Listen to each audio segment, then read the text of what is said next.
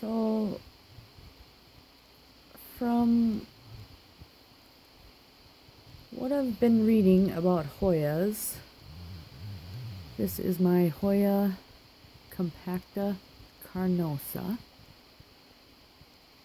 And from what I've read about them, if they're getting too much sun or get sun stressed, then they get this reddening in their leaves. Normally, it was this beautiful green color, like here. And this one, well, this one's getting it on the tip. But now my Hoya is getting a lot of sun stress. And it's pretty, but I don't like it because I don't want my plant to be stressed. But on the plus side, I have lots of flowers. Lots and lots. Sorry for the bad camera photography.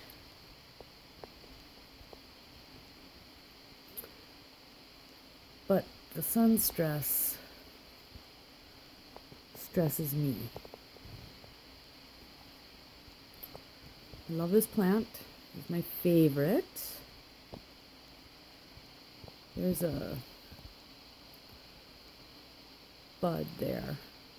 I guess that's where the flowers grow.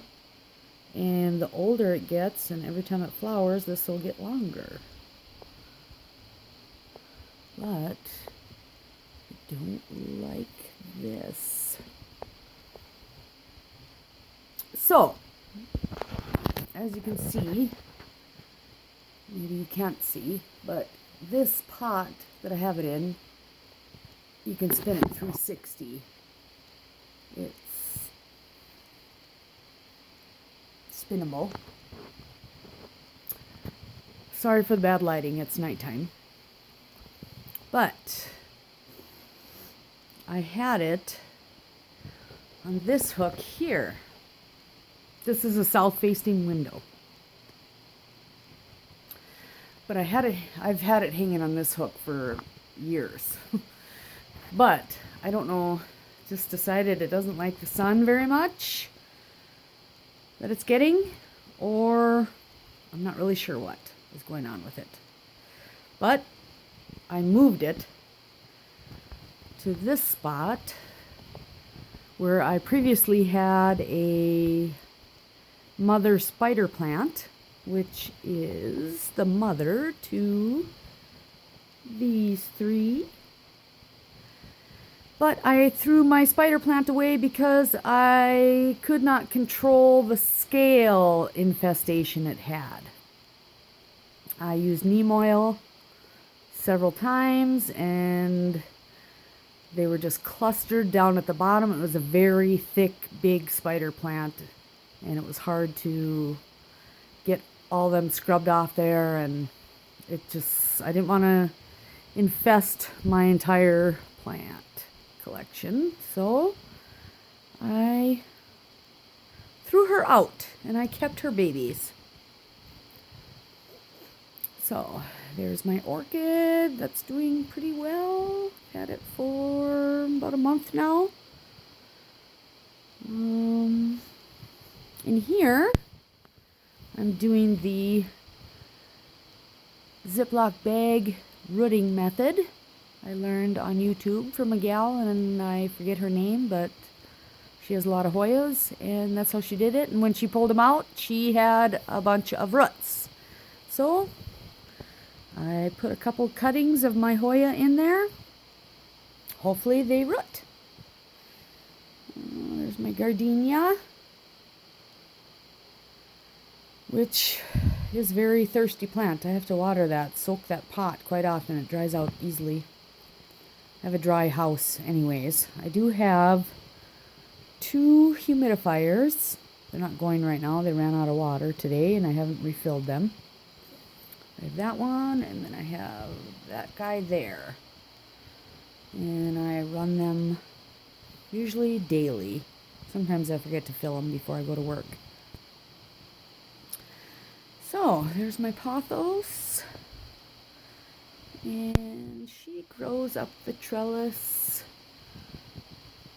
up under the curtains, up onto the hutch.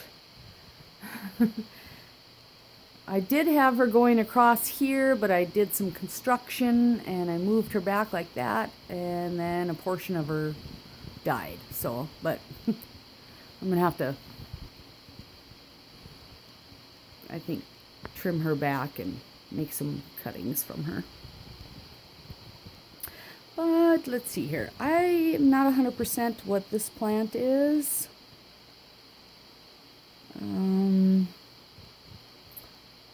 If you have an idea, let me know.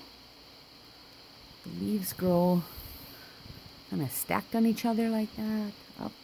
It's got pretty flowers. Sorry about the camera. Yeah, now I can see these a little better. Anyways, there's my croton, or croton, or however you say it. Doing quite well. This thing, this is my flamingo plant. See back there, can you read that? World's longest blooming plant. Yeah, not if you don't know how to take care of it. But I watched some videos on it, and it needs high humidity. So I put it on a pebble tray, and I spray it quite often in addition to adding humidifiers. And I am getting, I don't know if you can see here, a flower is coming. And back there, a flower is starting to come. So, but I don't know about all this stuff that I must have let it dry out too much or something, and it just, I don't know. I hope it comes back and does better. This little African violet, I gave to my daughter, and she almost killed it. She didn't water it.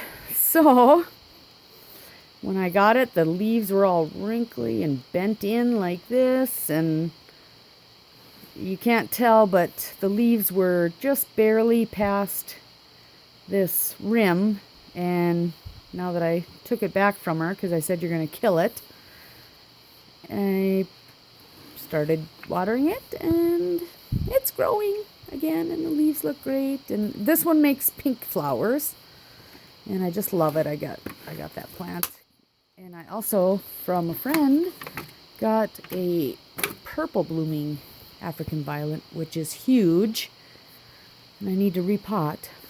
But there, I got some succulents, jade, and something else. I don't know what it is.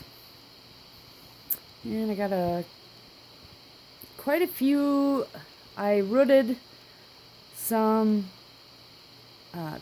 Christmas cactus, and from a mother plant that was very, very old, and now I have two huge plants. I shouldn't say huge because they grow. The mother plant had such long danglies, and these have gotten huge. Pretty big Christmas cactuses. Here I have some more succulents, which I don't really know how to care for succulents that well. I have no idea what this thing is, but it's very viney. Yeah, it's kind of ugly, but I need to do a little research on how to propagate that. This is my new little fiddle fig. I just sprayed her because I want her to have good humidity. And I'm probably going to move her because, as you can see, she is touching. she's growing out of her area here. I seeded some, I think the closest ones to us, hang on, let me look so I don't say it wrong. Excuse me. Yes, Coleus Rainbow. So I think those are so beautiful, and I heard you can keep them as house plants.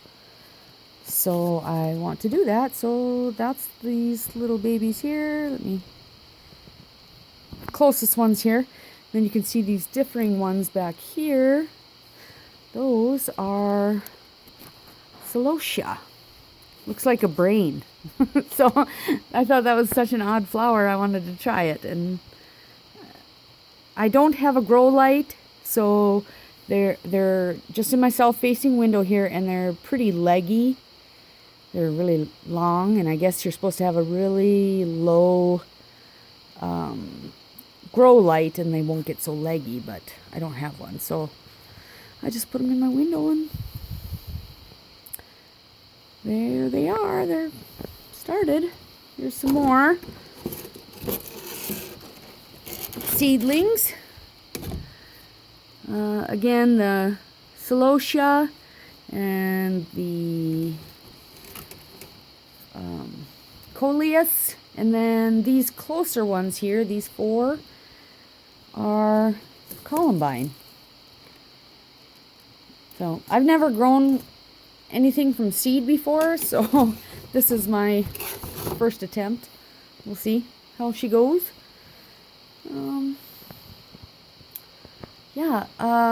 Over here I got this from Walmart, but I don't know if you can read it because the light is so bright on it. But if you can see at the bottom, this is the only one left, and the tag is cut off at the bottom, and I think says the name of what it is. I think it's a wandering Jew of some type, but I don't really know. But it's really neat because they're fuzzy leaves. They're pretty succulent.